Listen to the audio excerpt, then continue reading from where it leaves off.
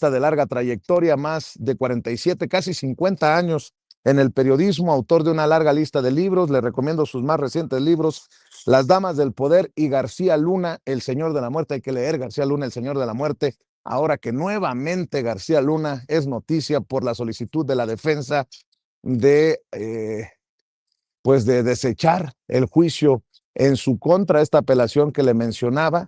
También le recomiendo libros que han sido publicados desde hace más de una década, pero que están más vigentes que nunca, como Tierra Narca y La Guerra que nos ocultan. Como siempre, te saludo con mucho gusto desde las afueras de Palacio Nacional, mi querido Paco. Muy buenos días. Vicente, ¿cómo estás? Buenos días. Sí, ya te veo ahí afuera. Y la presidenta prometió que te va a dar hoy la palabra, Vicente. Así que esperemos que sí. Pero mira, primero, es que hay varios temas, pero déjame primero tomar uno, el de el plan B a la reforma electoral. Fíjate, Vicente, sí, ahí podemos discutir muchas cosas, pero hay mal cálculo, y eso hay que decirlo, de Morena. De Morena y de Ignacio Mier, el coordinador de Morena en la Cámara de Senadores, de Ricardo Monreal Ávila en la Cámara de Diputados. Vicente, hasta nosotros, que vemos poco, que estamos muy lejos de esos lugares, sabíamos que el PT, sabíamos que el Partido Verde iba a traicionar a Morena. A mí me da la impresión que Morena no entiende que el Partido Verde y el Partido del Trabajo ya rompieron con la presidenta y que están a caprichos. Es claro que el PT y el Verde ya no quieren nada con Morena, Vicente, solamente Morena no lo quiere ver.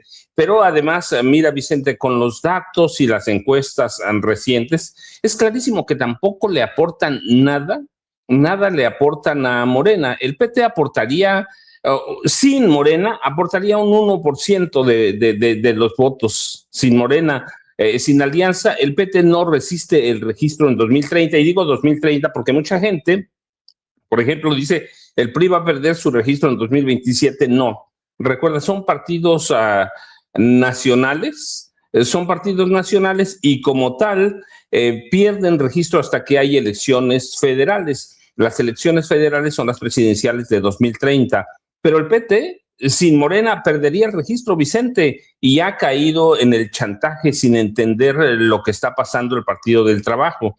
Ahí, mira, ya estaba consultando las encuestas de Encol anoche, y el PT tendría ya, cuando dicen la encuesta más reciente de Encol, cuando se calcula la preferencia efectiva electoral, descontando indecisos y los que no responden, el PT aportaría 1% de los votos, Vicente, 1%. Claro, si va en alianza o coalición con Morena, sus niveles suben a 4%. Y el PBM también, calculando sin la preferencia efectiva, sin contar los indecisos y las que no hay respuestas, aportaría 3%.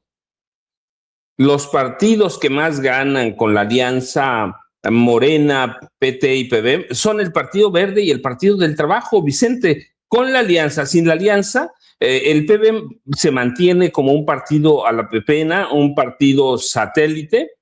Sí, y calculando también la preferencia efectiva, descontando ya los indecisos y la no respuesta, Morena obtendría en las próximas elecciones de 2027 el 54% de los votos efectivos. El PAN 18%, Movimiento Ciudadano 12% y el PRI 9%. Así como ves, yo tengo la impresión, con todos los datos de las varias encuestadoras, escogí Encol porque es muy certera, porque en los comicios pasados fue el que más se acercó al triunfo de Claudia Sheinbaum Pardo. Así que están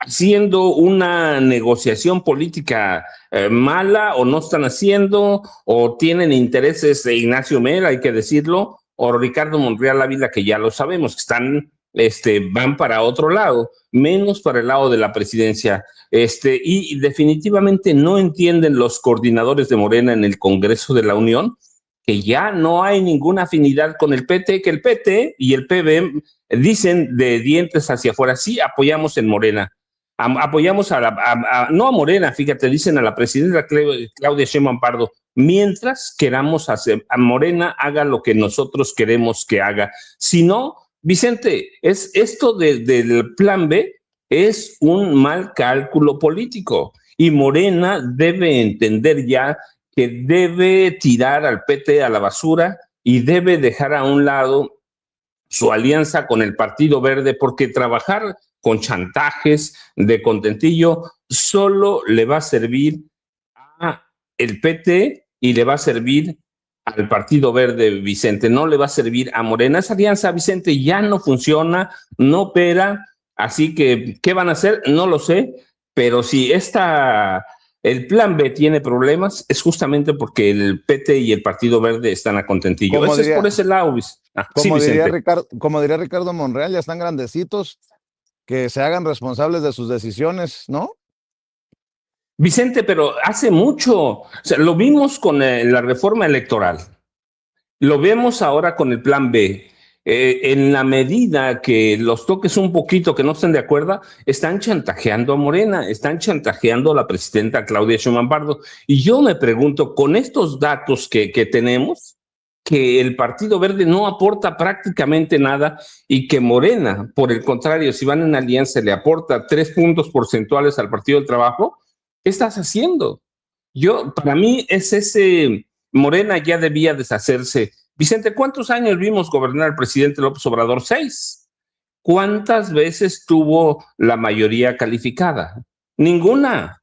Y sacó al país. Bueno, pues Morena y para mí el equipo de la presidenta Claudia Sheinbaum Pardo y la misma presidenta deben entender a estas alturas que el Partido Verde y el Partido del Trabajo son unos lastres, Vicente, que van a golpear a Morena cada que se les pegue la gana y que cada que se les pegue la gana van a golpear el segundo piso de la 4T. Así que, ¿para qué los quieres, Vicente? Eso es por ese lado, Vicente. Para mí ya esa alianza está muerta, pero bueno, si Morena la quiere sostener con respiración boca a boca, con respiración artificial, eso es cosa de Morena, Vicente, pero lo que estamos viendo con el plan B es un ridículo, mal cálculo político, incluidos los coordinadores de Morena en el Senado, Ignacio Mier, y Ricardo Monreal Ávila en la Cámara de Diputados. Vicente, ¿qué trabajo están haciendo?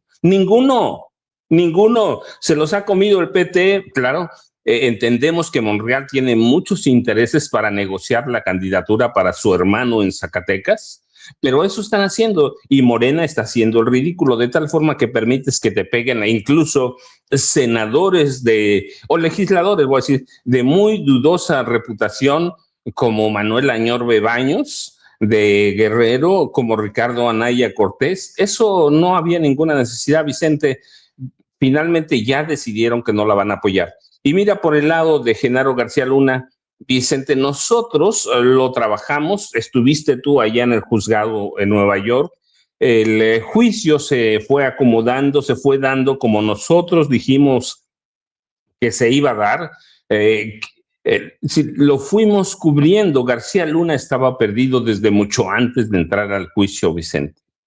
Así que hoy lo que está haciendo la Fiscalía General o la Fiscalía de Estados Unidos es nada más ratificar lo que hizo en el juicio, Vicente, decir hubo un juicio justo, hay pruebas de sobra, Genaro García Luna es un capo del narcotráfico. Yo dudo que vaya a prosperar. Recuerda, todo esto es la posición de la Fiscalía de Estados Unidos, la Fiscalía Federal, además.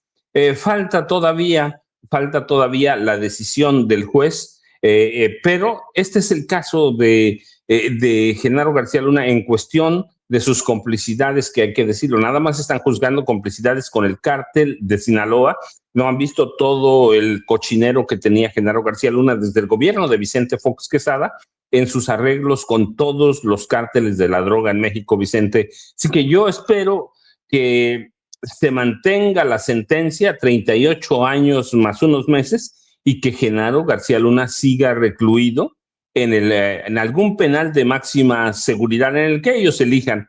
¿Y algún día hablará? ¿Y algún día hablará, mi querido Paco? Vicente, yo lo que veo es que están esperanzados a esta, a, a esta medida, a esta apelación que hizo. Después de esto, y en el momento que el juez tome su decisión, ratifique, yo espero que sea ratificar la sentencia, puedo creer que entonces sí va a pensar en hablar, Vicente, porque todavía ahorita mantiene, aunque sea lejanísima, una llamita de esperanza de que el juez pueda ordenar un nuevo juicio, de que lo puedan perdonar. Todavía mantiene la esperanza, claro, y los abogados además siguen ganando un buen de lana. Pero una vez que el juez tome la decisión, si ratifica, como espero que ratifique la sentencia, entonces sí podemos esperar que Genaro García Luna hable y le empiece a entregar información al gobierno de Estado, al Departamento de Justicia, Vicente. Para mí sí hay, ahora sí hay posibilidades de que eventualmente hable, porque ya no va a tener salida, Vicente, ya no va a tener salida, tiene familia, una hija, tiene un hijo, tiene una esposa, aunque, y debo decirlo, mira, parece contradictorio. Justamente si Genaro García Luna, lo dije cuando empezó el juicio, ¿por qué no habla Genaro García Luna? Porque por temor a las mafias de Carlos Salinas de Gortari, por temor a la mafia de Felipe Calderón Hinojosa, y esas mafias matan, Vicente. Yo siempre pongo el ejemplo porque está muy claro, el de Guillermo González Calderoni, que fue el Genaro García Luna del presidente Carlos Salinas de Gortari, cuando el gobierno de Carlos Salinas de Gortari intentó lo mismo que Felipe Calderón, controlar a todos los cárteles del narcotráfico, pudo controlar Salinas al cártel del Golfo, allá en Tamaulipas, y pudo controlar al cártel de Juárez, a esos dos, pero no pudieron controlar a los demás. En cuanto terminó el sexenio de Salinas, Guillermo González Calderón, y contrario a Calderón, él se fue a entregar solo. Se entregó y la DEA lo acogió como testigo cooperante y le brindó protección. ¿Qué les dijo Guillermo González Calderón? Y no sé, Vicente, pero eventualmente un francotirador lo asesinó después de salir de una oficina de sus abogados en McAllen, allá en Texas. Y ese lo sabe bien Genaro García Luna. Si habla, las mafias de Calderón y las mafias de Salinas de Gortari sí matan, Vicente. Entonces tendría que tener cuidado. Entonces yo digo, sí, tiene que hablar, tiene oportunidad, pero al mismo tiempo ya conoce el destino de quienes hablan, y Guillermo González Calderón y otros policías. Luego vamos a hacer un recuento de todos los comandantes policíacos que asesinaron en el gobierno de Felipe Calderón Hinojosa, por ejemplo, por hablar, por cooperar con las autoridades de Estados Unidos. Yo te lo dije, no te lo digo ahora, te lo dije en su momento y lo digo desde 2010. En Los Pinos había un cártel del crimen organizado, operando a la cabeza de Felipe Calderón Hinojosa. Así que va a hablar Genaro García Luna. Yo espero que sí, tendría muchas ventajas, le favorecería mucho, pero al mismo tiempo digo, si habla, van a matar a su familia, Vicente, o a él mismo, pero tiene dos hijos, una hija, Luna, un hijo, Genaro, y tiene una esposa, Linda Cristina Pereira Gálvez, a la que no le han tocado un pelito de todos los millones de dólares que tiene. Por lo menos tiene $1,000 millones. Yo lo dije también en su momento, Vicente. Linda Cristina Pereira Gálvez es la cabeza de la empresa, la empresa criminal para lavar dinero del cártel de Genaro García Luna y Felipe Calderón. Así que estas cosas parecen contradictorias, Vicente, pero así está. Así está, así que no lo sabemos. Y el otro caso, no, porque está relacionado con esto, Vicente, el de Luis Donaldo Colosio Riojas, es patético. Es patético. Está pidiendo, primero, que la presidenta indulte al asesino de Luis Donaldo Colosio, ¿sí? A Mario Aburto Martínez, que lo perdone, que lo indulte, pero que además lo expulse del país, lo que es una contradicción. ¿Para qué lo vas a indultar si lo vas a expulsar del país? ¿Qué va a hacer? ¿A dónde va a ir con ese historial de magnicida que tiene?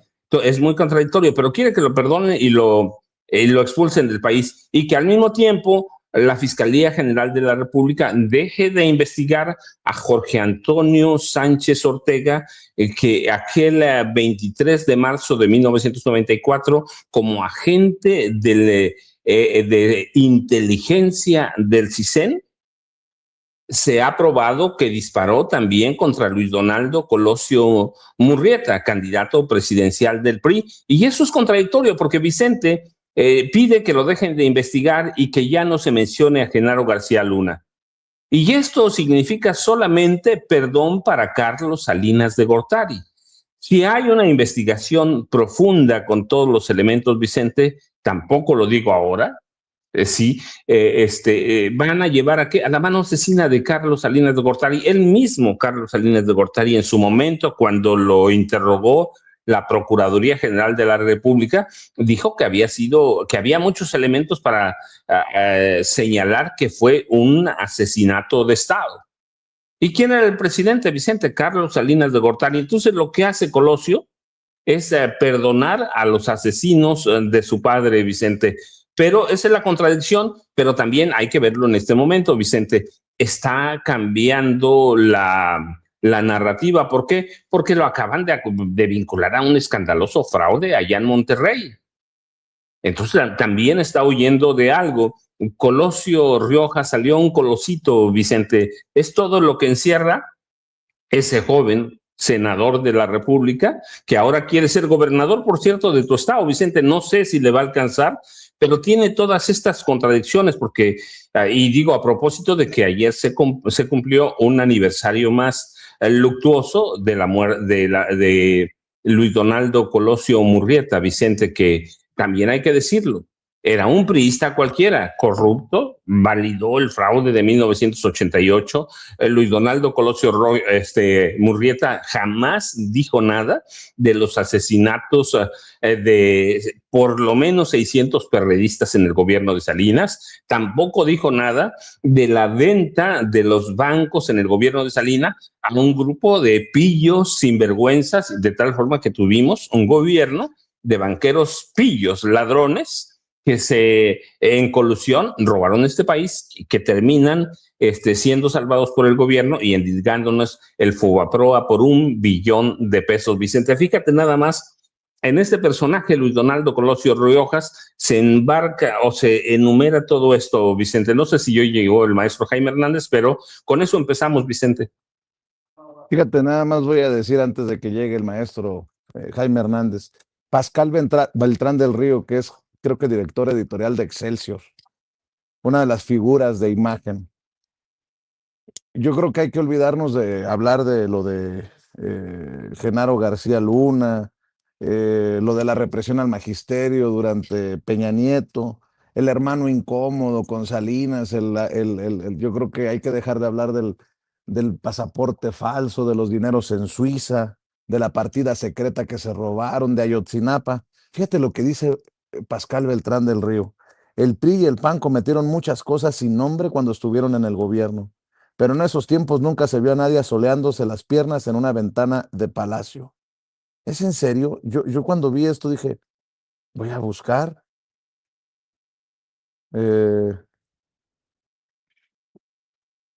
Hijos de la chingada. Estos personajes están con todo. Ya estaba viendo que le estaban colgando estas declaraciones a Pascal Beltrán del Río. Las estoy buscando nada más por no dejar, mi querido Paco, porque me parecería una locura que Pascal Beltrán del Río diga una tontería de este tipo. Lo estoy viendo en redes sociales.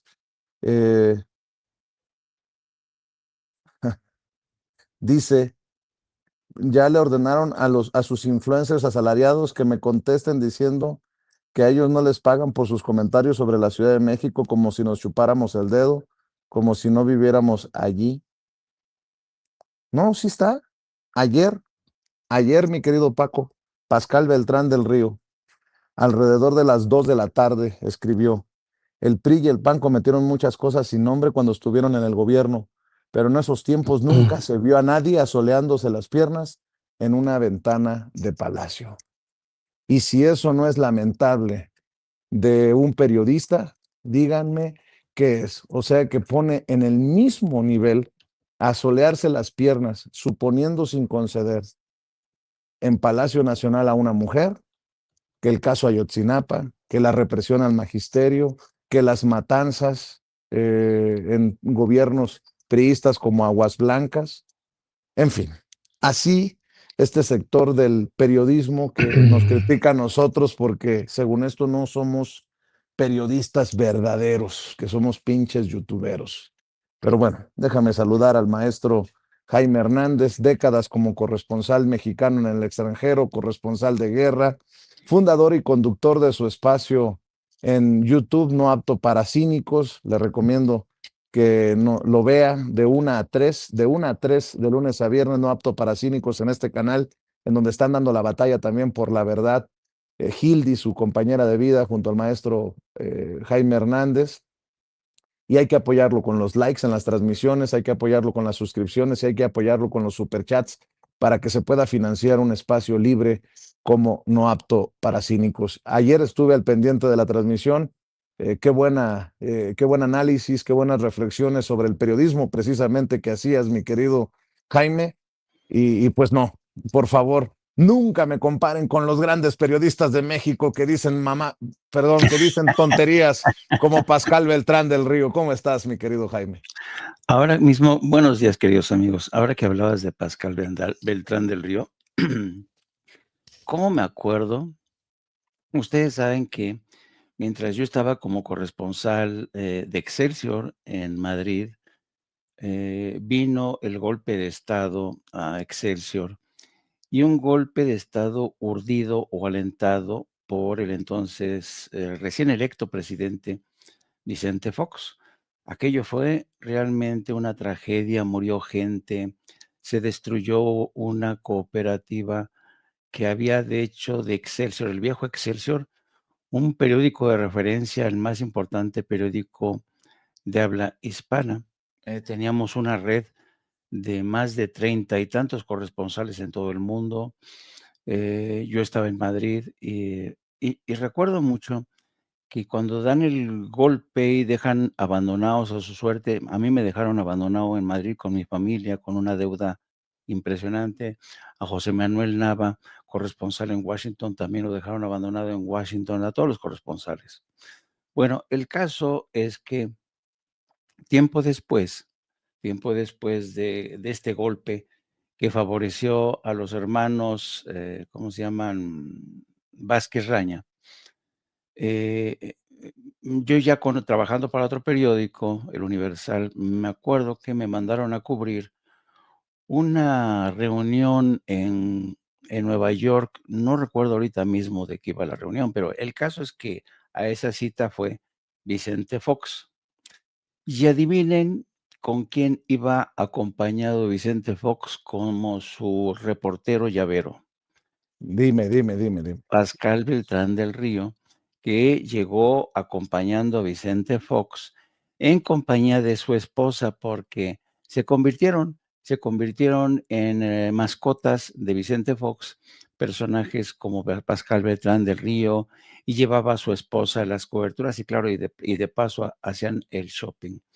Pascal Beltrán del Río, esto dicho por quienes lo conocen, yo personalmente no lo conozco, pero quienes sí lo conocen, quienes trabajaron con él, me decían, lo único que le interesa a Pascal Beltrán del Río es el dinero. Y es cierto, desde que se convirtió en el director editorial de El Excelsior, se dedicó a hacer dinero. Es otro de estos periodistas que se extraviaron en el camino, que eligieron el dinero para enriquecerse, y después de haber tenido una trayectoria destacada como reporteros independientes de Proceso. Pero no, el dinero los vuelve locos, así como a Raimundo Riva Palacio, así como todos ellos se dejaron ganar, se vendieron el alma a ese poderoso señor que es Don Dinero. Así es que es lamentable, ¿no? Lamentable cómo este tipo de gentes haya llegado a este punto, no solamente vendiendo su alma a don dinero, sino también en el proceso autodenigrándose con este tipo de comentarios tan frívolos. Ya parece reportero, fíjate, de ser reportero de proceso, de que gozaba una buena reputación, ahora es un tipo de reportero parecido a la tropa de Patti Chapoy, con este tipo de comentarios, ¿no? Y Bueno, yo creo, con decirte que a veces hace comentarios más, nótese mi sarcasmo, ¿no? Más inteligentes Pedrito Sola, ventaneando, que Pascal Beltrán. Es que póngame en pantalla el comentario, Ceci. Es como para que Leñero, para que Julio Scherer García le pusieran un coscorrón, periodísticamente hablando, a Pascal Beltrán del Río, ¿no? El PRI y el PAN cometieron muchas cosas sin nombre cuando estuvieron en el gobierno, pero en esos tiempos nunca se vio a nadie asoleándose las piernas en una ventana de palacio. Pues no seas pendejo, Pascal, vivían en Los Pinos y allá se hacían unos pinches fiestononononones. no, y además en Los Pinos se fraguaron algunos de los golpes más escandalosos. No hay que olvidar que en Los Pinos se convirtió en el punto de encuentro entre congresistas demócratas y republicanos que visitaban cotidianamente, una vez a la semana por lo menos, Enrique Peña Nieto, para ir gestionando la famosa reforma energética. No, en Los Pinos pasaron cosas horrorosas. Imagínate comparar toda la conspiración urdida por las petroleras de Estados Unidos y del mundo, comparar a una foto de una mujer enseñando las piernas, eso realmente, hijo, mano, ¿qué quieres que te diga? Yo creo que este personaje ha perdido el norte, ha perdido todas las coordenadas de antes de lo que alguna vez lo llevaron a actuar como periodista independiente. Perdió el norte, el sur, el oeste, el este. Anda sin Ah, brújula, mi querido. Vicente Jaime, nada más déjenme recordarles, la esposa de Adolfo Ruiz Cortines, sí, la esposa de Ruiz Cortines levantó, levantó una gran sala un casino en Los Pinos, un casino donde se apostaba, pero mucho dinero en serio, ¿eh? Dicen que Ruiz Cortines fue un presidente decente, él sí, pero su esposa no. Levantó un casino donde yo recuerdo mucho una anécdota que contaba María Félix. María Félix decía, sí, hay un gran casino y la esposa de Ruiz Cortines, María de los Dolores Izaguirre y Castañares, es una ladrona porque quiere ganar todo. Y ahí en Los Pinos, la esposa de Luis Echeverría, María Esther Sunoarse, controlaba el narcotráfico, Vicente, el narcotráfico, por lo menos parte del narcotráfico en ese momento, ella y su familia, y desde allí de Los Pinos, se hicieron de grandes y fabulosas propiedades en Cuernavaca y allá en Jutepec, pegado a Cuernavaca. Ahora que vamos a ir, mira, a propósito de eso, así que desde Los Pinos, Vicente, la esposa de Gustavo Díaz Ordaz ocultó, ella sabía de los asesinatos, ella sabía. Desde Los Pinos, la esposa de José López Portillos levantó un conjunto de 5 fabulosas mansiones allá en Coajimalpa. Recuerdan, robaron de lo lindo. Es decir, las esposas de los presidentes, Vicente, se convirtieron en las mayores ladronas de este país y Martita Sagún, hay que verla. Desde ahí levantó una mafia que encabezaban sus hijos para robar este país. Margarita Zavala nunca, jamás vio los muertos porque estaba empeñada en construir su candidatura presidencial en Los Pinos. Y Los Pinos, Angélica Rivera se hizo una de las mayores sinvergüenzas de este país, Vicente. Y eso es, qué bueno que hicieron lo que sea, pero nunca se vio una mujer así tomando sol. Fíjate, usaste la palabra bien correcta, no iba a decir bien correcta, que es una barbaridad. Las frivolidades de los periodistas en México. No, hombre, está una mujer tomando sol, pero No importa, eso es mucho peor de todo lo que hicieron estas primeras damas ladronas, que además, Vicente, además de todas las dudas que hay sobre esta foto, pero yo la palabra que uso, y tú tienes razón, es la frivolidad de los periodistas de hoy. Perdonar todo lo que hicieron el PRI y el PAN, te estoy diciendo nada más una, pero yo recuerdo mucho, mi mamá era la que me platicaba de ese casino en Los Pinos, Vicente, y se jugaban cantidades millonarias en serio, así que pues no despachaban en Los Pinos porque no vivían en Los Pinos, en el Palacio Nacional, vivían en Los Pinos a partir del presidente Lázaro Cárdenas del Río, Vicente. Esa es la historia de Los Pinos, la tragedia de Los Pinos y la frivolidad de periodistas como Pascal Beltrán del Río, Vicente. Y Jaime. Oye, Jaime, por cierto, otra mujer que está pasándola mal es María Amparo Casar. Dice que Mexicanos contra la Corrupción ha perdido la certificación como donataria. Nos están ahorcando, dice María Amparo Casar, ahora que también le van a reducir o le redujeron su pensión o le van a quitar su pensión dorada. En fin, mi querido Jaime, sobre eso y tal vez también podríamos empezar a abordar el tema de Trump, que dice una cosa y luego dice otra como la chimoltrufia, y ahora dice que ojalá que consigan a alguien en Irán como la que consiguieron en Venezuela, tal vez sugiriendo que Delcy Rodríguez, la presidenta en funciones de Venezuela, estaría vendida a los intereses estadounidenses. Así solamente se entendería un comentario de ese nivel de Donald Trump y seguimos avanzando, mi querido Jaime. Sí, yo creo que con el paso del tiempo ha quedado demostrado que a diferencia del presidente Andrés Manuel López Obrador, Claudia Sheinbaum no es nada fresa y la presidenta ha tomado una determinación que pues ha sacudido a todas las ONGs que permitían que desde sus oficinas penetraran intereses foráneos.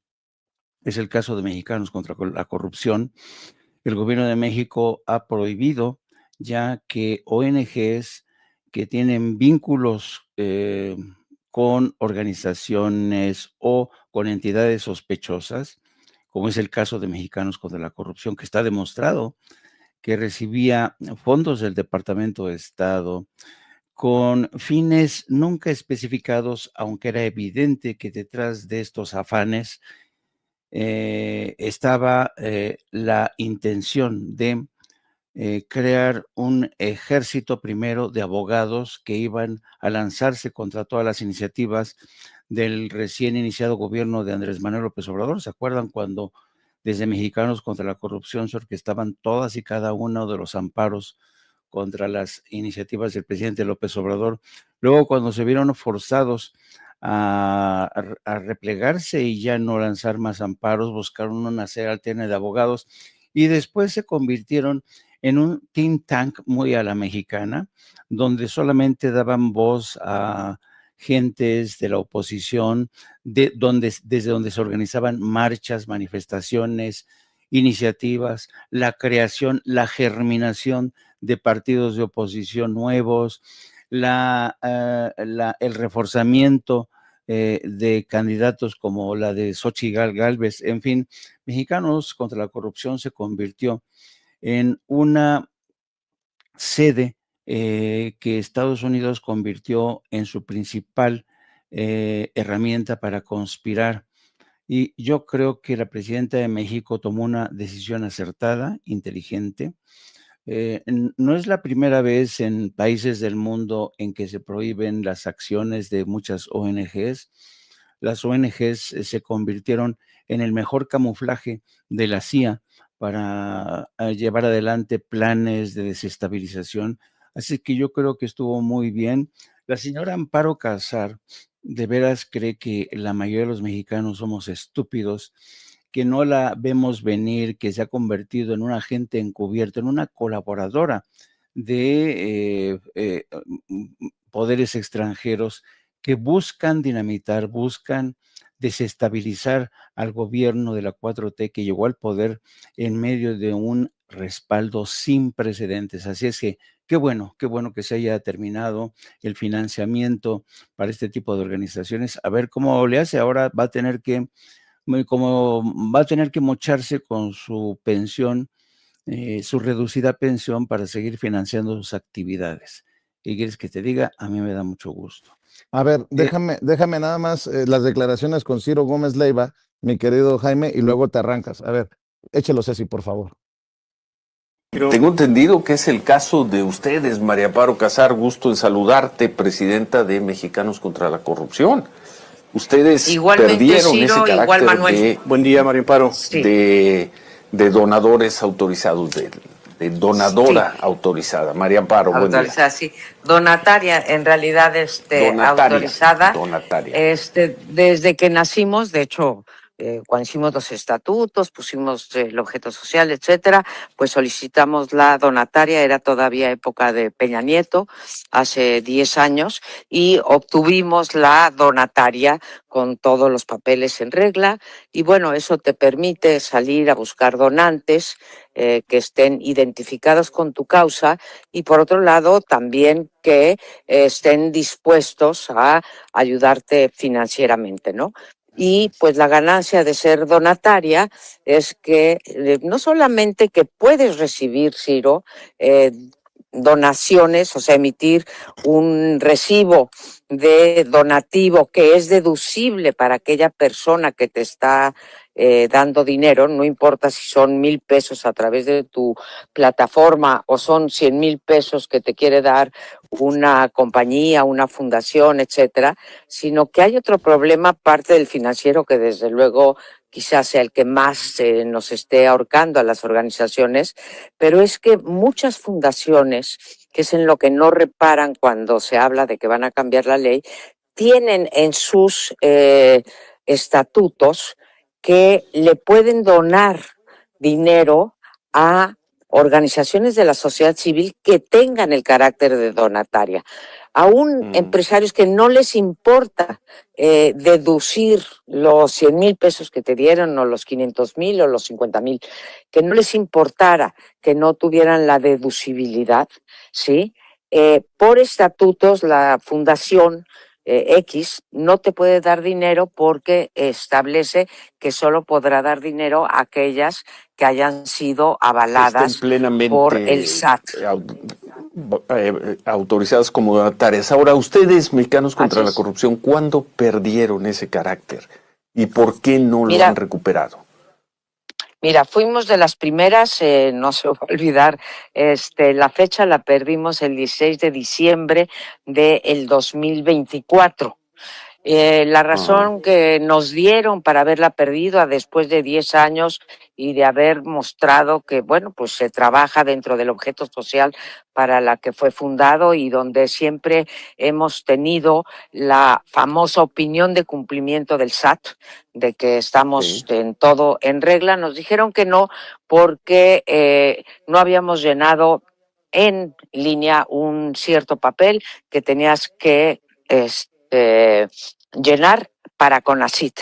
El problema que enfrentábamos es que no podías entrar en la página porque CONACYT estaba en vías de desaparición para incorporarse a la nueva Secretaría de Ciencia y Tecnología, que fue creada hasta enero del 2025.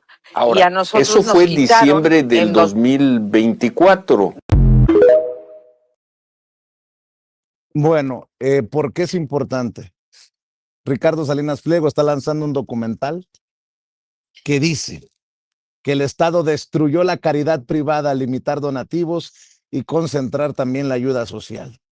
Dice que mientras organizaciones civiles enfrentan trabas para acceder a incentivos fiscales, una agrupación apoyada por el expresidente logró con rapidez y deducibilidad casi inmediata, pues que se le reconociera esta para apoyar a Cuba. O sea, son diferentes esfuerzos de diferentes personajes, o a lo mejor son lo mismo, mi querido Jaime, pero bueno, ahí quería dejarlo nada más sobre la mesa. Seguimos ahora sí avanzando, mi querido Jaime. Sí, solamente para puntualizar, organizaciones como Mexicanos, porque se van a ver afectadas una serie de organizaciones como Artículo 19, México Evalúa, entre otras, Mexicanos contra la Corrupción, que recibían fondos del Departamento de Estado y otras, por ejemplo, Fundación del Valle, el Banco Mundial, Kellogg Foundation, la Fundación Ford, muchas organizaciones que les daban muchísimo dinero y que permitían a organizaciones como Mexicanos contra la Corrupción o Artículo 19 o México Evalúa convertirse en una especie de entidad fiscalizadora de las acciones del gobierno mexicano y a través de esta entidad que hacía labores de fiscalización, al mismo tiempo imponer una narrativa, alentar movimientos de desestabilización, la creación de partidos políticos nuevos, etcétera, etcétera. Entonces yo creo que vamos a ver cómo le hacen la gente de Artículo 19, México Evalúa, Mexicanos contra la Corrupción, para vivir sin los recursos que recibían de fundaciones como la Ford, del Departamento de Estado, en fin, vamos a ver cómo les va, porque yo creo que fueron organizaciones, las ONGs fueron entidades artificiales infladas, financiadas, precisamente con el fin de desestabilizar a gobiernos, porque entre las organizaciones que están, por ejemplo, están la Organización Demócrata Cristiana de América Latina, que también está vinculada a países como Argentina. ¿Ven por dónde van las cosas? Entonces, las ONGs se convirtieron en depositarias de fondos que básicamente servían para impulsar planes contra el avance de cualquier forma de organización de izquierda que atentara contra los intereses de Estados Unidos en el terreno político, ideológico, financiero. Bueno, y dicho esto, fíjense que en el curso de las últimas horas he estado, como se podrán imaginar, muy al pendiente de lo que ocurre en Irán. En el curso de las últimas horas ha sido brutal, brutal el intercambio de fuego entre Israel, Estados Unidos e Irán, y a pesar de la promesa de Estados Unidos de que no iba a atacar, lo cierto es que Israel ha realizado ataques devastadores contra Irán, pero Irán no se ha quedado corto. Ha lanzado ataques devastadores, ha dejado sin energía eléctrica, parcialmente por lo menos a varias naciones del Golfo, a Bahrein, a Kuwait, Arabia Saudita. El ambiente es tremendo. Y desde ayer ya habíamos notado que este anuncio de Donald Trump de dar un plazo, un margen de 5 días, una pausa de 5 días, bajo el supuesto de que se habían abierto negociaciones, pero estas negociaciones que se han confirmado y que se estaban produciendo en Arabia Saudita, un grupo de países encabezados por Egipto, por Jordania, te voy a decir quiénes están en este proceso. Fueron Egipto, Turquía, Arabia Saudita y Pakistán se reunieron el jueves de la semana pasada para ver de qué manera ya terminaban este conflicto. Cuando ya hagan un acuerdo ellos, se comunican con gente de la Casa Blanca para decirles que ellos tienen un plan. Es cuando dice Donald Trump diciendo que él está en negociaciones, cuando las habían iniciado los países afectados de Egipto, Kuwait y todo esto. El caso es que la fase de contactos estaba en una fase muy inicial. Y como siempre, Trump, que es un hocicón, dijo, no, no, no, ya voy a conseguir la paz, les voy a dar un plazo de 5 días. Pero de verdad que la indecencia de Trump no tiene límites. Aprovechó esos 5 días para, primero, apostar en la bolsa, porque al anunciar con antelación un plazo, claro, el mercado bursátil tuvo altibajos y los beneficiarios de esos altibajos fueron sus amiguetes, porque les informó con antelación que iba a anunciar ese plazo de 5 días. Luego existen las sospechas de que esos 5 días le permitían a todos los soldados que han ido abandonando Camp Pendleton, por ejemplo, del 82 fuerza aerotransportada a trasladarse hasta lo más cercano al estrecho de Hormuz para tratar de invadir por tierra Irán.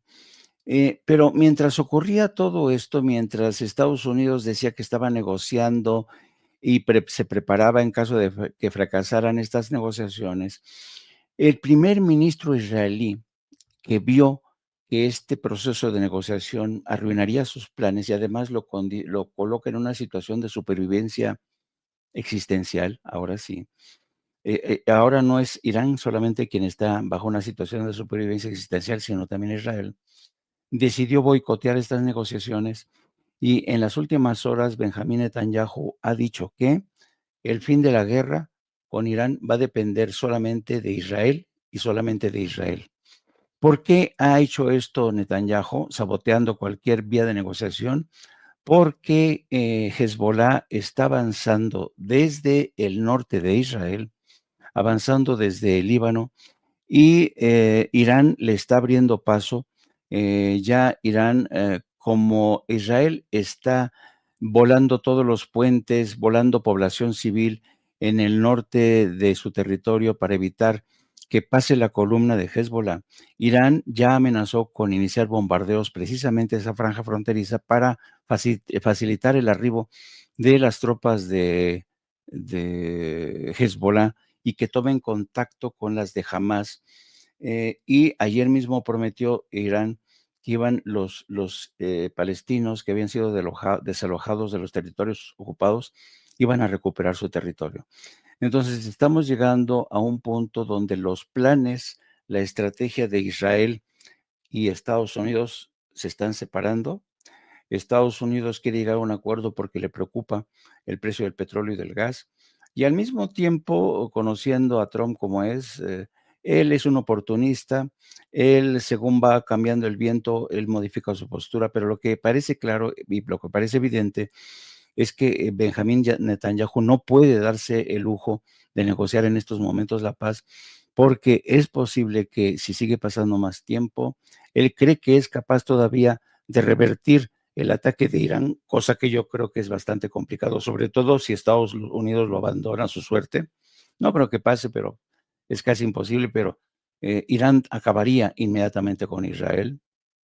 Así es que estamos ahora mismo en una situación en la que cada día está sufriendo más la población civil, porque los ataques, sobre todo de parte de Israel, ya no conocen límites ni éticos ni morales, está lanzando ataques contra la población civil, está lanzando ataques contra la infraestructura eléctrica, las plantas desalinizadoras, y lo mismo está haciendo Irán metódicamente, sistemáticamente, y vamos a ver hasta qué punto son capaces de caminar de la mano Donald Trump y Benjamín Netanyahu, o de plano va a llegar un punto en el que Donald Trump le diga, solamente te puedo acompañar hasta aquí, no puedo arriesgar la reelección o la conquista de las dos cámaras como el Senado y la Cámara de Representantes, porque de eso dependerá mi propia suerte política, porque si Donald Trump pierde las dos cámaras, el juicio político es inminente,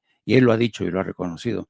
Por otro lado, hay que tener en cuenta que Benjamín Netanyahu también enfrenta elecciones el próximo mes de octubre, y la situación tal como pinta ahora mismo está muy complicada. La gente le comienza a dar la espalda, hay revueltas, hay amotinamientos, la gente aprovecha cualquier pausa para salir de los refugios subterráneos y lanzarse y tratar de huir como ratas en quemazón hacia Chipre, hacia cualquier punto que les permita largarse de Israel, porque dicen, ya nada es seguro en Israel, queridos amigos. Fíjate, mi querido Jaime, va llegando Norman Pearl, lo saludamos también con mucho gusto. Buenos días, Norman. Pues ya se armó un frente para defender a las María Amparo Casar, a los Claudio X González. Ya te mostraba esta declaración de María Amparo Casar diciendo que los están ahorcando. Y bueno, ya salió también en Latinus Carlos Loret de Mola, me lo acaban de enviar. Es en serio, no, y la risita de Jaime es la que calienta. Es en serio, están saliendo todos en bloque y vamos a escuchar lo que dice Carlos Loret de Mola. Échalo, Ceci. La venganza con A de la presidenta con A. El gobierno está asfixiando financieramente a las organizaciones que lo han criticado. Les quitó la posibilidad de recibir donativos deducibles de impuestos y con eso las está condenando a muerte. Porque así es como estas organizaciones obtienen el grueso del dinero con el que sobreviven. Oiga, ni Peña Nieto se atrevió a algo así. Y mire que estas organizaciones eran detestadas por el gobierno de Peña Nieto. ¿De qué organización estamos hablando? Pues le van a sonar muy conocidas porque son las que han exhibido a la corrupción en el equipo de López Obrador, las que han cuestionado que la economía está paralizada, la inversión, las que denunciaron que el Tren Maya estaba arrasando con la selva, que el AIFA iba a fracasar, que la refinería de Dos Bocas iba a salir 3 veces más cara, las que mostraron los errores y abusos en los libros de texto o que han demostrado el desabasto de medicinas. Las que tuvieron razón en todos los fracasos del régimen y ahora el régimen se está vengando. Las quiere secar, las quiere dejar sin voz. El INCO, Mexicanos Primero, México Evalúa, entre muchas otras. El sábado el periódico El Universal reveló que el SAT le retiró el permiso a más de 100 organizaciones de la sociedad civil para recibir donativos libres de impuestos. Mire, la presidenta se indigna cuando le dicen que es autoritaria. O que va. Ahora resulta que confirma, nótese mi sarcasmo, obviamente, confirma Claudia Sheinbaum que es una dictadora. Mi querido Norman. Ay, mis hijos, como la Llorona, ¿no? Andan llorando por el dinero, porque ya no pueden, pero bueno, ya no pueden recibir dinero para estar en el golpeteo constante desde su Marea Rosa, desde su Al INE no se toca en tiempos de Lorenzo Córdoba, etcétera, etcétera, etcétera. Bueno, dice Loret de Mola, ni Peña Nieto se atrevió a tanto, se parece tanto a la opinión que le mostrábamos de Pascal Beltrán del Río, que no lo pueden evitar. Fíjese nada más, Pascal Beltrán del Río y Loret de Mola. Dice Loret de Mola, ni Peña Nieto se atrevió a tanto. Y Pascal Beltrán del Río dice, sí se hicieron cosas innombrables en los gobiernos del PRI y del PAN, pero nadie se puso a asolear sus piernas en Palacio Nacional. No, pues yo, con mucho respeto, mamá, yo chingo a mi madre, como siempre digo. Mi querido Norman, escuchamos tus comentarios. Hola, ¿qué tal? Buenos días, queridos Vicente, Paco, Jaime y a la querida audiencia también. Yo creo que estas salidas de las organizaciones, muchas de ellas dirigidas por Claudio X González, pues tienen básicamente como fuente de su molestia el haber no solo perder recursos para sus obras, ¿no? Entre comillas, sino también para sus sueldos. No hay que olvidar que Claudio X González y Mario Amparo Casar y muchos más tienen sueldos impresionantemente altos en estas organizaciones y bueno, se están dando cuenta que los recursos van a ser limitados. En primera instancia, Estados Unidos canceló, ustedes se acordarán, canceló estos donativos internacionales que daban a América Latina y al resto del mundo, y entre ellos estaba Mexicanos contra la Corrupción. Bueno, yo creo que simplemente es una reacción ante los dineros. Todo es dinero, lamentablemente. Vemos, por ejemplo, a los partidos políticos. Ese es un tema que me gustaría tocar. El INE ayer en estos días detectó 93,000 duplicidades en nuevos partidos, en sus afiliados, o más bien dicho, en la gente que participó en las organizaciones, en las asambleas distritales, que ustedes saben muy bien que para poder tener una asamblea, en fin, un partido, demos el contexto, un partido político en ciernes, es decir, que está buscando su registro, como Somos México, por ejemplo, de Claudio X González, pues simplemente necesita cubrir el expediente con 200 asambleas en donde haya 300 o más asistentes. Con esos 93,000 duplicidades, para empezar, que se han descubierto, el INE está diciendo, bueno, a ver, vamos a quitar todas aquellas personas que hayan participado de manera duplicada en estos nuevos partidos en ciernes, esos partidos que buscan su registro y partidos existentes. ¿no? En muchos casos, y me consta porque yo de alguna forma lo vi, cuando una persona simpatizante de Somos México le hablaba por teléfono a alguien, estaba en una mesa a un lado mío en un restaurante, y le decía, tú nada más mándame tus datos del INE y con eso yo te doy de alta. Y ya eres militante de Somos México. Sí, pero lo que no sabía esa persona era si su interlocutor o su invitado ya participaba en otro partido político. Morena, recuerden, tiene 13 millones de militantes registrados, ¿no? Y muchos de ellos, y estas organizaciones, que son 4, las que tienen alguna posibilidad de conseguir el registro, pues se quejan de que Morena les pirateó a sus militantes, a estas personas que asistieron a sus asambleas. Síntesis. El INE dice, bueno, yo lo que voy a hacer es voy a quitar a todas aquellas personas que ya estén en otro partido político. Pues no se puede tener una dualidad de participación. No hay que olvidar que lo que hace el INE simplemente es contrasta los padrones de los partidos políticos con estas nuevas asociaciones, y ahí se da cuenta que realmente está en otro partido político alguna persona, por lo tanto se anula. ¿Y qué es lo que está pasando en este caso? Se están anulando muchísimas asambleas de por lo menos esas 4 organizaciones que tenían posibilidades de obtener el registro, y con ello se están metiendo en problemas. Es posible que no lo logren. Y eso es muy grave para Claudio X González, con el caso de Somos México. Acuérdense que Guadalupe Acosta Naranjo, pues es su testaferro, es su incondicional, es al que puso como presidente de este partido, ese intento de partido, y bueno, pues no les va bien. Están obviamente atribuyéndole a Morena que de repente haya involucrado o haya registrado como militantes a gente que previamente ya estaban afiliados a estos nuevos intentos de partido, como les digo yo, ¿no?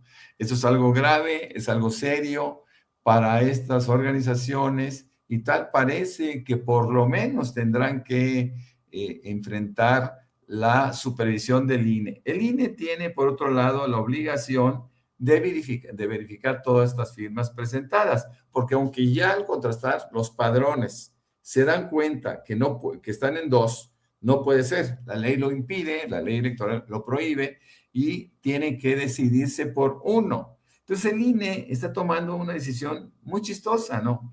Está buscando contactar a los ciudadanos involucrados para que se definan, lo dicen así, en una última voluntad, por quién quieren ir, si por Morena, por el PRI, por el PAN, o en su defecto por los partidos o las organizaciones que están pretendiendo convertirse en partidos políticos.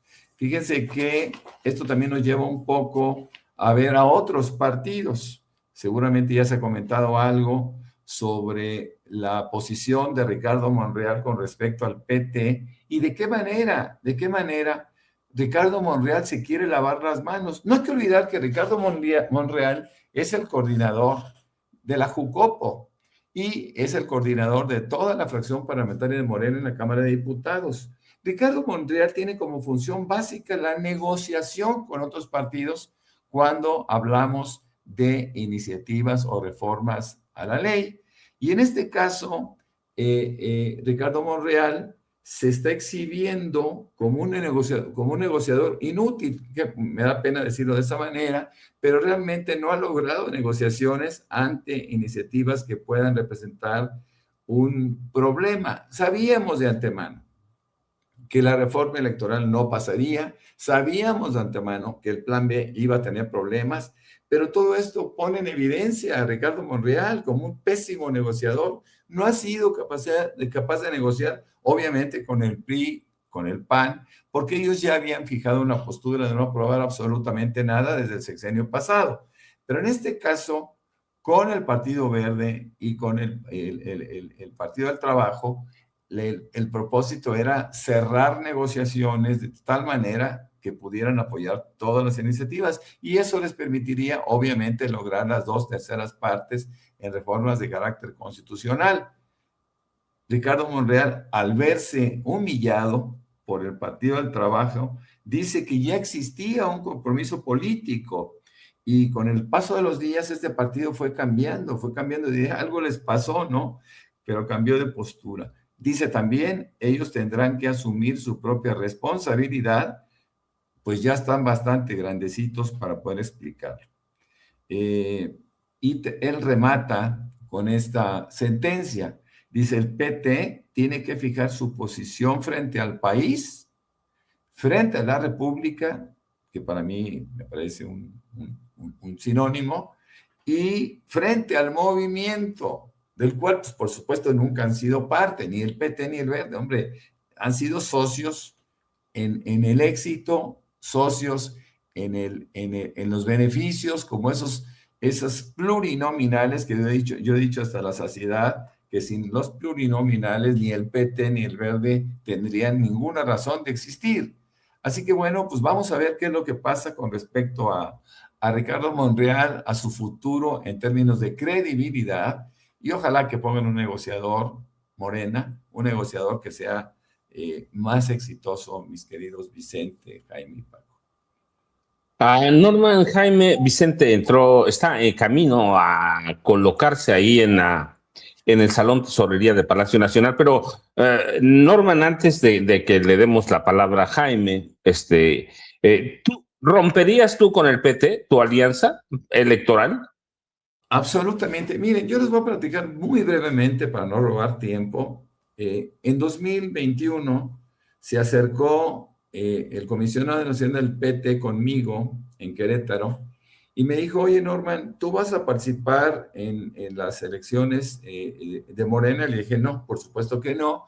Yo estaba muy molesto por la imposición que se había hecho de una candidata que no tenía ninguna posibilidad, pero estaban agotando aquella circunstancia de dividir quién era hombre y quién era mujer. Dijeron, bueno, vamos a agarrar un estado chiquito que no nos preocupa, que no nos interesa, en donde tenemos pocas posibilidades, y pum, mandaron una candidata con la cual pues yo no estaba de acuerdo. Entonces yo decidí renunciar como representante de Morena en el Distrito Electoral del Estado de Querétaro, donde estuve pues casi 4 años, y en ese momento decidí romper y dejar de tener una actividad política. Viene el comisionado del PT y me dice, oye, Norman, un favor, no tenemos candidatos. ¿Tú vas a participar en Morena? Le dije, no, pero tampoco quiero participar en contra de Morena. Entonces me dijo, oye, te ofrezco una candidatura. Y le dije, yo la acepto la candidatura como diputado local, ¿no? Y le dije, bueno, yo la acepto siempre y cuando no haga campaña. Eso es un acto de protesta nada más. Bueno, esa es mi relación con el PT. ¿Qué es el PT? Pues el PT es un partido realmente arribista, un partido creado en la época de Carlos Salinas de Gortari. Se dice que es Raúl Salinas de Gortari quien inicia financiando a estos, a Alberto Anaya y compañía, y terminan por conformar un partido que siempre ha sido una rémora de otros partidos mayores. Entonces, ¿qué pasa con el PT? Pues simple y llanamente el PT, yo creo que finalmente debe ser orillado por Morena para que exponga sus posibilidades de cara a la elección de 2027 solo, para que muestre que realmente tiene un proyecto que entusiasme. Lo mismo que el Partido Verde, ecologista de México, que no tiene nada ecologista y que tampoco es muy mexicano, ¿no? Es propiedad simplemente de una persona o de una familia que han buscado beneficiarse con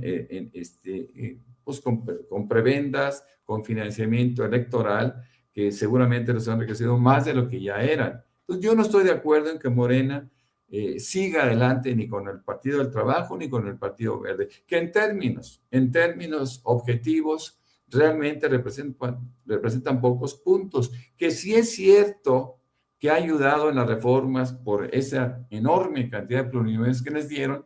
Bueno, también es cierto que, y lo han comentado ustedes, lo comentó el maestro Jaime en una ocasión, y tú también, Paco, que realmente el presidente López Obrador pudo gobernar, pudo sacar adelante inclusive algunas iniciativas sin mayoría en el Congreso. Así que sí, yo no estoy de acuerdo en que Morena siga con el PT y con el Verde. Me parece que hay motivos suficientes, hay argumentos o hasta pretextos, si ustedes quieren, para romper con esos partidos que realmente no representan a nadie ni a nada. Sí, déjeme decirle nada más para completar. En diciembre de 1990, Carlos Salinas de Gortari, a través de su hermano Raúl, el hermano incómodo, creó el PT para dividir el voto de la izquierda, independientemente de la campaña que tenía Carlos Salinas contra los militantes del PT, que era una campaña de aniquilación, de desaparición. Entonces da la orden Salinas a Carlos de crear el PT. Intentaban dividir ese voto que iba a ser para Cuauhtémoc Cárdenas Solórzano y el movimiento de izquierda que nacía. Así que ahí nació Alberto Anaya como dirigente político y desde entonces no suelta la dirigencia nacional del PT. Él es el dueño de la franquicia, toda su vida por lo menos lleva desde entonces como legislador plurinominal, con algún pequeño saltito, pero Alberto Anaya era el negociador de Raúl Salinas de Gortari, o de Carlos Salinas de Gortari, a través del PT. Así que ese es el PT para mí, también lo hemos dicho, debía romper. Pero Jaime, antes de que nos gane la presidenta Claudia Sheinbaum Pardo, también tengo una pregunta para ti mientras se acomoda Vicente ahí en el Salón Tesorería. Jaime, ¿cómo están las cosas en el Medio Oriente? ¿Tú apuntarías, si fueras la cúpula militar de Irán, apuntarías a las desalinizadoras? Sé que algunos países de esa zona dependen, como Qatar, Bahrein, reinos, olvídate de lo que dije, pero esos reinos, Qatar, Bahrein, Kuwait, obtienen casi el 100% de su agua, ¿sí? Y el resto, 70, 80%, 70, así que las desalinizadoras, Irán está viendo cómo bombardean sus centrales eléctricas, Sí. que lo quieren desaparecer. ¿Tú bombardearías o apuntarías a las desalinizadoras? Va a ser muy difícil que Irán tome por sí mismo esa decisión, porque Irán ha sido magistral en cuanto a la estrategia. Ellos saben que los israelíes, a lo largo de todo su historial militar, han demostrado que para ellos, me refiero a los israelíes, no existen líneas rojas. Vimos el genocidio que tuvo lugar en Gaza, vimos la forma en que atacaban hospitales, escuelas, bajo el pretexto de que ellos creían que Hamás se escondía en las profundidades de hospitales, y así con ese pretexto fueron eliminando hospitales, escuelas, refugios, unidades donde se concentraban los bomberos para auxiliar a la población. Y esto demostró que lo que buscaba realmente Israel era aniquilar así. Entonces, vimos cómo en el primer día del combate en esta campaña, y que ya lleva 23 días, Estados Unidos atacó en primer lugar una escuela de primaria donde murieron más de 160 y tantos niños. Por tanto, las líneas rojas para Estados Unidos e Israel cuando tratan de atacar a un país árabe musulmán es lo de menos, porque a lo largo de todo este tiempo Estados Unidos e Israel han presentado a la comunidad árabe, persa o musulmana como animales, como cucarachas, ¿no? Y la gente realmente no le presta mucha atención, no se escandaliza por ese tipo de situaciones. Pero en Irán realmente se rigen por un código de honor militar completamente distinto, y ellos dicen, a menos de que Estados Unidos e Israel ataque primero la infraestructura eléctrica, nosotros vamos a responder. Y yo creo que la pregunta aquí, yo creo, Paco, es, Israel se va a atrever a atacar las plantas desalinizadoras de Irán porque saben que la respuesta de Irán sería inmediata y habría un ataque contra las plantas desalinizadoras de todos los países del Golfo. Ahora, hay que tener en cuenta que estamos hablando que según los estudios más recientes, todo el Golfo sin plantas desalinizadoras, la población colapsaría en un plazo no superior de 72 horas. ¿Te das cuenta? O sea, eso sería un ataque bárbaro. Si tienes en cuenta que depende toda la población de las plantas desalinizadoras para el consumo de ese vital líquido, en ciudades donde muchas veces al mediodía, a la 1, 2, 3 de la tarde, las temperaturas rozan los 40 grados, o sea, es criminal, sería criminal, ¿no? Ahora mismo, por ejemplo, está Kuwait, está toda esa parte bajo una intensa lluvia. Ha habido tormentas, se han producido lluvias como nunca, lo cual ha complicado muchísimo las labores de rescate en medio de los bombardeos. Pero en cuanto suban las temperaturas, eso se convertiría en un plan para aniquilar a millones de seres humanos. Y Irán se lo pensaría 2 veces, a menos que la supervivencia de su propia población estuviera en juego.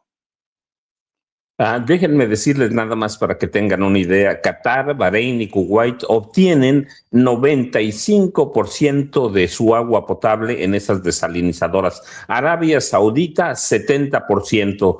Emiratos Árabes Unidos, más del 80%. Así que los emires de cada uno de estos lugares, suponiendo sin conceder que tuvieran reservas, aguantarían máximo un par de semanas, ya lo dijo Jaime, unas horas, pero supongamos que tuvieran reservas, aguantarían un par de semanas y desaparecerían automáticamente. Qatar, Bahrein, Kuwait, Arabia Saudita aguantaría un poquito más, pero no más de 3 semanas, y Emiratos Árabes Unidos también aguantaría máximo 2 semanas y habría desaparición de pueblos enteros, Norman y Jaime. Pero Norman prácticamente, seguramente está acomodándose Vicente, pero antes de que nos gane la presidenta Sheinbaum, ¿con qué nos dejas? Tenemos tiempo, tenemos temas, tú, pero como siempre está la baraja ahí en la mesa, tú elige, por favor. Claro que sí, con mucho gusto. Fíjense que a mí me llamó muchísimo la atención ayer conocer la propuesta que hace Scott McConnell, fundador de la revista conservadora The American Conservative, quien dice que le pide a Vance que aplique la enmienda 25 por insanía de Donald Trump. ¿Qué significa esto? Bueno, pues Scott McDonald dice que cuando se invoca esta enmienda, lo que hace el vicepresidente en turno es convencer a la mayoría de su gabinete y pedir la destitución del presidente, en este caso del presidente Trump.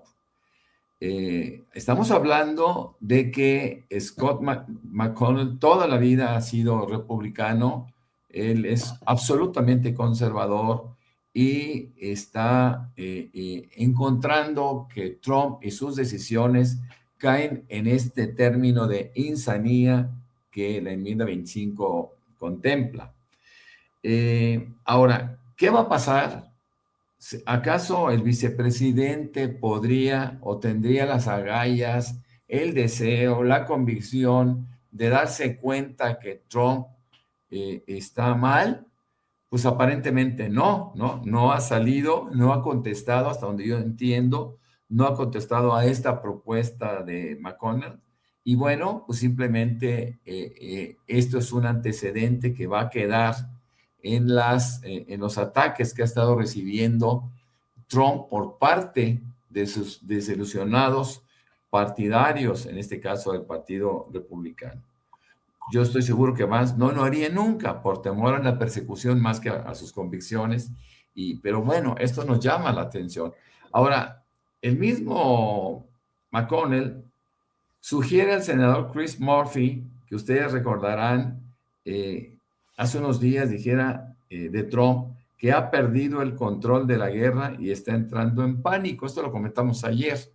Bueno, pues él sería propuesto como vicepresidente por parte de McConnell.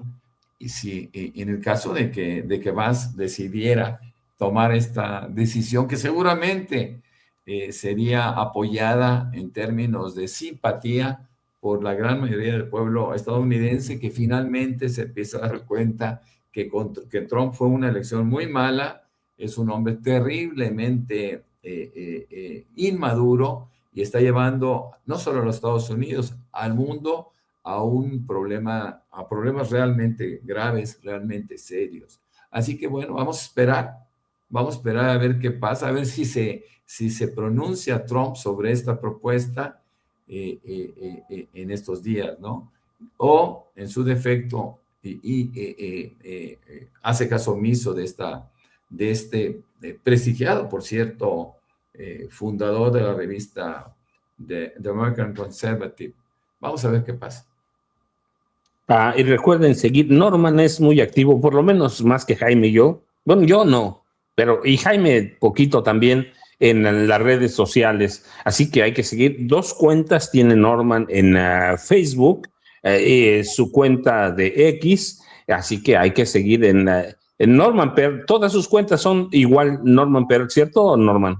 Norman F. Pearl, efectivamente. Pues ahí podemos tener una interlocución, siempre lo digo.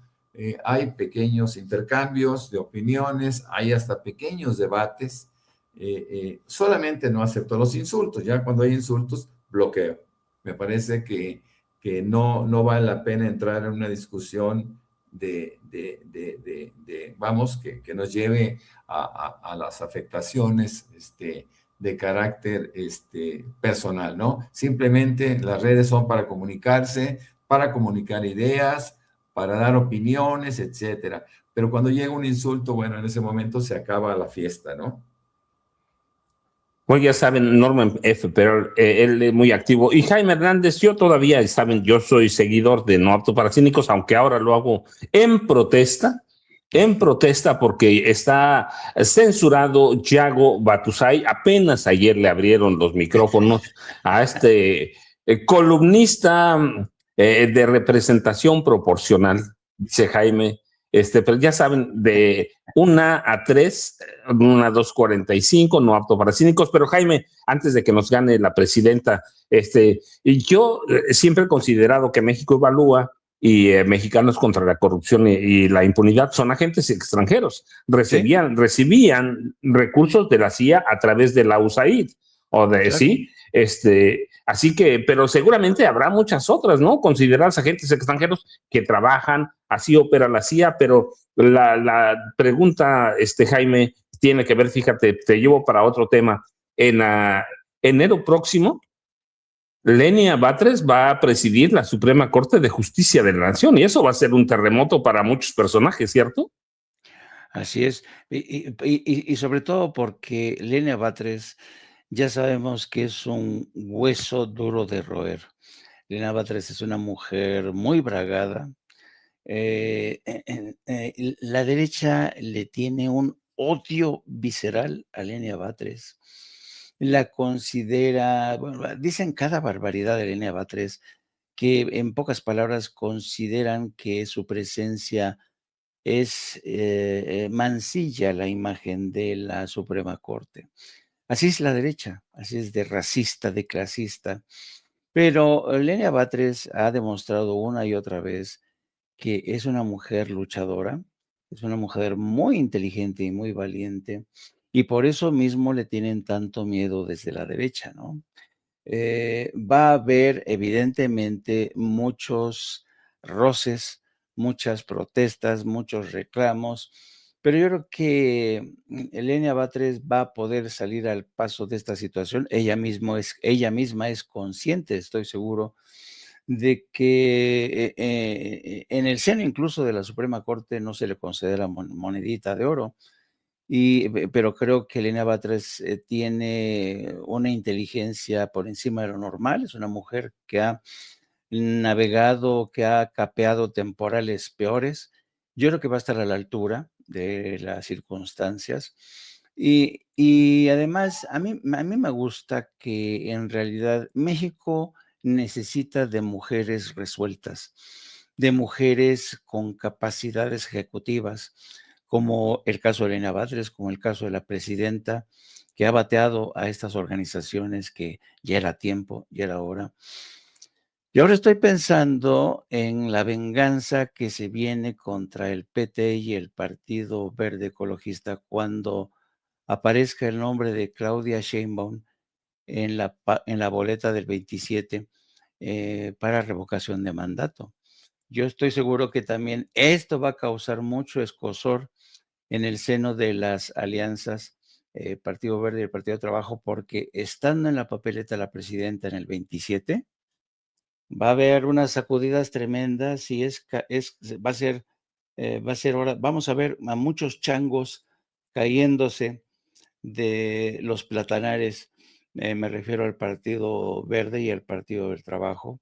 Ojalá que, porque a mí se me hace increíble que a estas alturas partidos con tan turbia trayectoria y además con tan escaso peso electoral, político, se den el lujo de chantajear a Morena. Ayer tuvieron que suspender o posponer el inicio del análisis para votar a favor o en contra del dictamen y se dieron un receso para ver de qué manera se limaban asperezas, se disipaban los desencuentros, pero yo creo que el Partido del Trabajo y el Partido Verde ya se han pasado 10 pueblos con su chantaje. Así es que yo creo que el hecho de que aparezca la presidenta en la boleta del 27 para la revocación de mandato, eso va a impulsar a todos los candidatos de Morena y va a dejar en la estacada a candidatos del Partido del Trabajo y Partido Verde. Y yo los espero, ya saben, a la 1:30 con mi compañera de vida, la periodista Lourdes Salas, a quien conoce como Gildy, este ideólogo de cabecera que cada vez parece un plurinominal, que aparece cuando se le pega la gana, a ver si nos regala su comentario editorial. Y vamos a hablar, evidentemente, de las últimas novedades en el frente de guerra, que cada vez está más caótico y más peligroso para todo el mundo. Vamos a hablar también un poquillo de política nacional. Te abrazo, querido hermano don Francisco Cruz y el maestro Norman Pérez. Les mando a ambos un abrazo. Norman, Jaime, debe estar la presidenta a punto de llegar, así que yo los dejo que se vayan a tomar un cafecito, que yo iré a hacer lo mismo y espero verdaderamente, Jaime, por tu bien, para que no le apague yo a mi televisor, que Yago Batusay esté presente y que no lo censures más. A mí me da la impresión que es un asunto de censura de Yago Batusay, pero no, por favor, recuerden, sí, es bien para mí, bien importante seguir a Jaime porque sí tiene el pulso, yo les he dicho, no solo de conocer esa zona de conflicto hoy en guerra, sino que vivió ahí, trabajó, porque una cosa es vivir y otra cosa es vivir y trabajar ahí como corresponsal de guerra.